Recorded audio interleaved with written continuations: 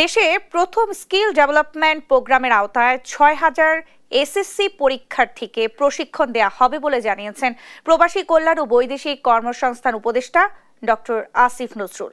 তিনি বলেন, আন্তর্জাতিক শ্রমবাজারে মাঝারি দক্ষ ও অদক্ষ শ্রমিক নিতে চায় না, তাই দক্ষ শ্রমিক বাড়াতে হবে।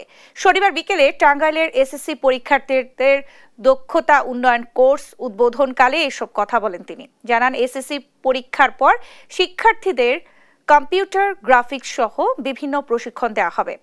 সার্বিয়া, রোমানিয়া সহ ইউরোপে কর্মসংস্থানের সুযোগ সৃষ্টি হয়েছে জানিয়ে উপদেষ্টা বলেন, জাপান থেকে ১ লাখ শ্রমিক নেওয়ার প্রস্তাবনা পেয়েছেন প্রধান উপদেষ্টা। সার্বিয়া, রোমানিয়া সহ ইস্ট ইউরোপে আমাদের মার্কেট ওপেন হচ্ছে। আমাদের ডক্টর ইউনুস স্যার জাপান থেকে আশ্বাস পেয়েছেন ১ লক্ষ শ্রমিক নেওয়া হবে।